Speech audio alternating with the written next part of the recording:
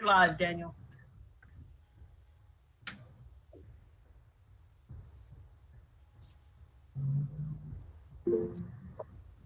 Good evening, everyone. Welcome to the San Bernardino City Unified School District Personnel Commission meeting.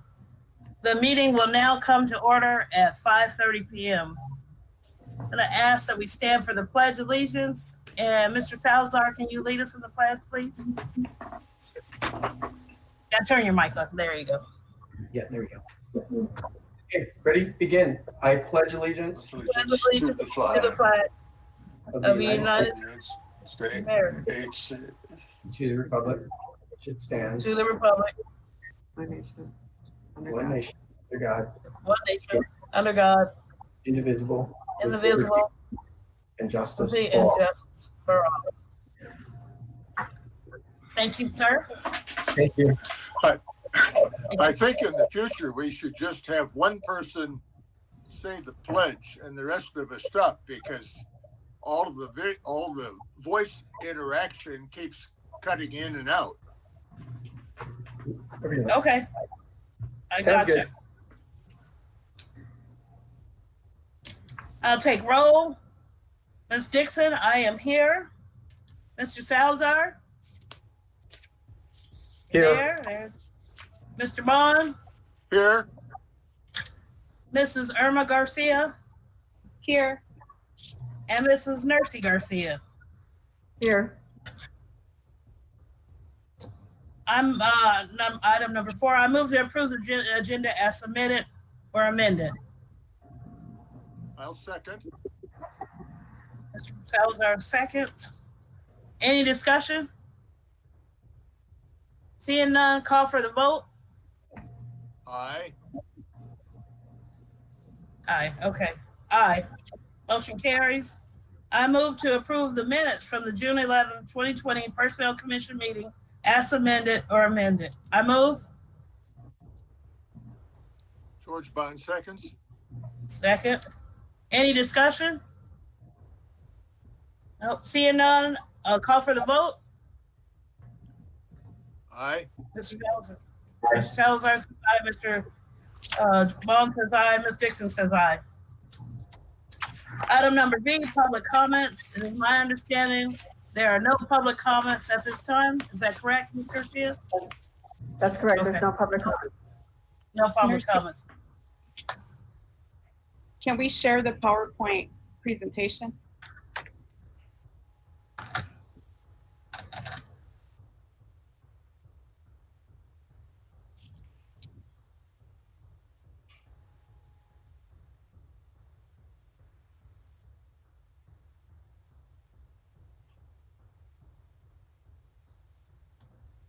It's coming.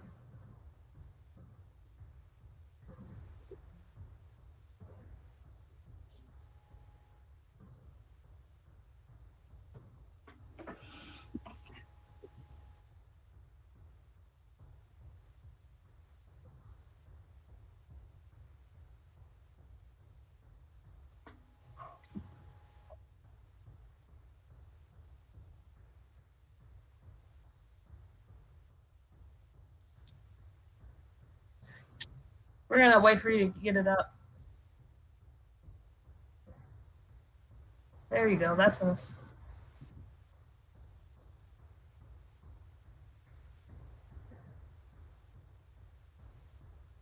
Okay. Can you make it bigger, Nursing? There you go. If you can share your full screen, that would help the audience, I believe.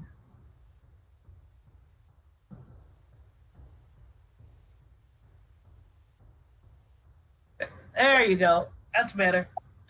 Okay, we're gonna move to action, the consent action items. All matters listed under consent action items are to be considered for ratification and will be enacted by one motion followed by a roll call vote. There will be no separate discussion of these items unless the commission, audience, or staff request specific items to be removed from the consent items for separate action. Before I ask for approval, is there any items that need to be tabled or removed from the consent items? Seeing none or hearing none, I move to approve the consent action items as submitted.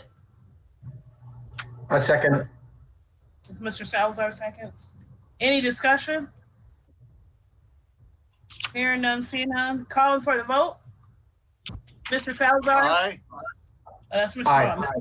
Mr. Bond and Mr. Salazar, aye. Ms. Dixon, aye. Aye. Motion carries. Let's move to D, action items. The commission shall discuss the following recommendation items will be voted on separately. The number 1, desk audit for bilingual secretary youth service. I move. I need a second. A second. Mr. Salazar. Call for the discussion, Ms. Irma Garcia.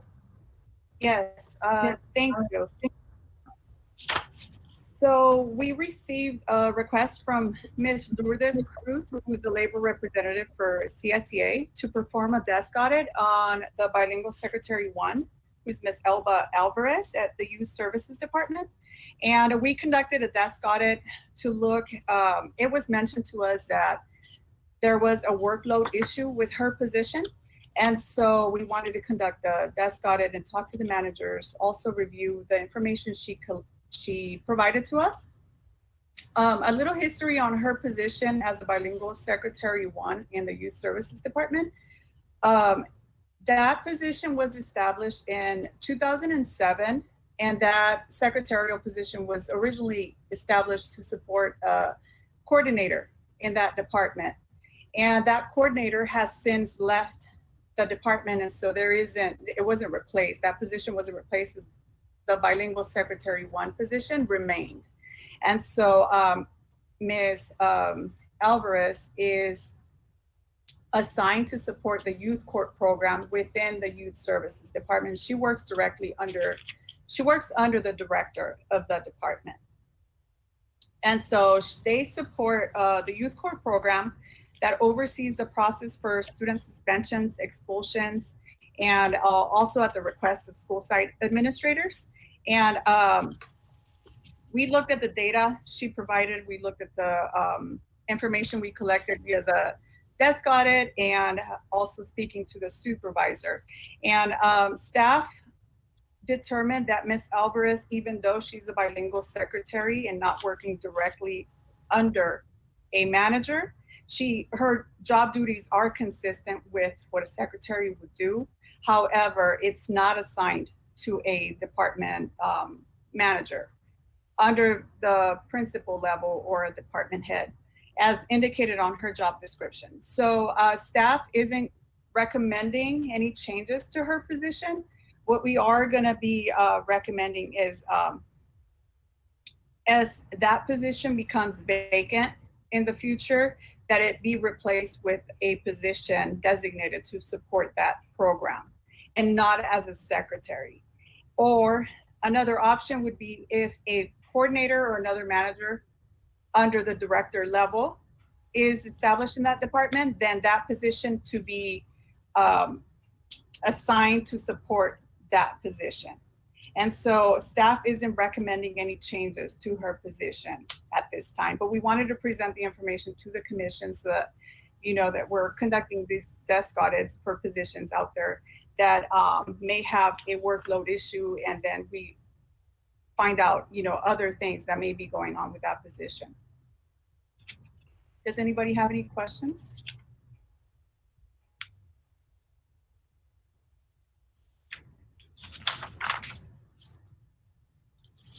And so staff is gonna, there is a pending meeting with the labor representative and in the future. So to talk about some of the issues that have come up during this desk audit. And so that is a pending meeting to come up, and we'll be working very closely with the department and the youth. Okay. So there's actually no action for us to take. Am I correct? Correct. It's only for discussion. We need to share with the commission. And item number C, senior caterer, nutritional services. Yes, and that was a reclassification application received in the Personnel Commission office. Miss Michelle Aguilar, Senior Caterer for the Nutrition Services Department, is the only position in our school district. And that position is dedicated to the catering services of the school district for any activities or major events.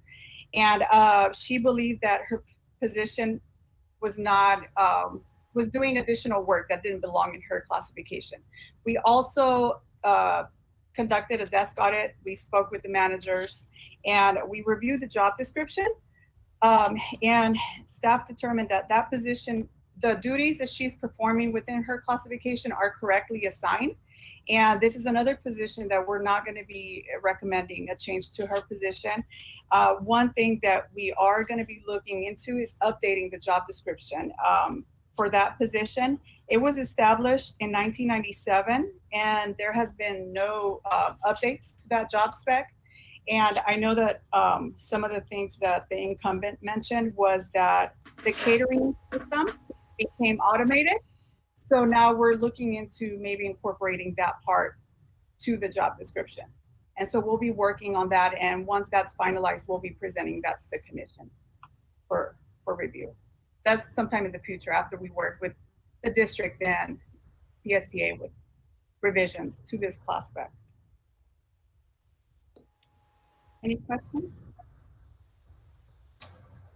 I have none, seeing none, and there's no action for us to take. So we will move on to item number E, information items and reports. Ms. Garcia. The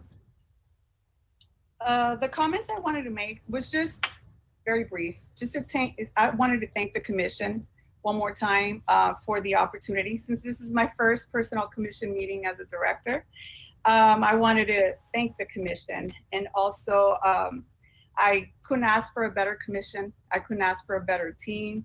I think the commission has come a long way, and I feel like we're working the way a personnel commission is supposed to be working. And there's always room for improvement, but that's something to work on in the future. And I wanted to just take this time and thank the commission for the opportunity. You're welcome. Let's see, what was that? That was E. Number F, discussion. The next personnel commission meeting will be held on August the 6th, 2020 at 5:30 p.m. via teleconference like we're doing, unless some miracle happens. And I'm saying, item G, comments from the personnel commissioners. I have a comment, but I'll wait. I'll yield the floor. Mr. Bond, do you have any comments? No, just to welcome Irma to her new position, and I'm sure she'll do a fine job. Mr. Salazar? Yes, I'll keep my comments brief. I, like Mr. Bond, would also like to welcome Irma to the new position. Congratulations, and we look forward to working with you in your new capacity. Okay, it's my turn. So, congratulations again, Ms. Garcia, on your position as personnel director. But I also have a comment. I listened in on the management team meeting this morning. This morning, I had an opportunity to do that, and there was a question and answer period. I think it was during the question and answer period, and somebody asked about hiring. And if I'm not mistaken, Ms. Christophos stated that we would only be the district would only be hiring essential positions. Now, I don't know what exactly that means because of distance learning and things like that. But what I do want to know, I'm posing this question to Ms. Garcia, is what impact will that have on the work we do at the commission and the hiring process for classified employees?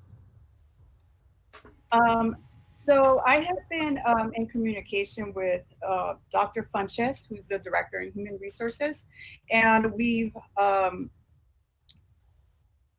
were provided with a list of positions that would be essential should they become vacant throughout the year. And the three categories would be school police, any secretarial positions that become vacant, and special ed positions. And so the Personnel Commission team has been working very hard to try to fill secretarial positions, school police positions, and special ed positions. The non-essential positions, or the positions that have been frozen, I've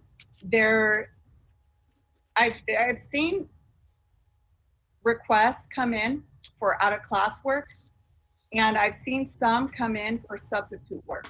And so we have, for most of these positions, we have eligibility lists ready to go whenever we can fill those positions. But it's kind of, would have to be working very closely with the department, with HR, to ensure that the workload on these other positions within these departments aren't increased due to the frozen positions. And so out of class positions and substitute assignments are supposed to be assignments restricted in the number of days. And so it's not a until further notice type of assignments. So we would have to keep monitoring the out of class and substitute assignments as in the commission, and come up with a plan to ensure that the workload isn't increased in these other positions around the positions that are vacant at this time.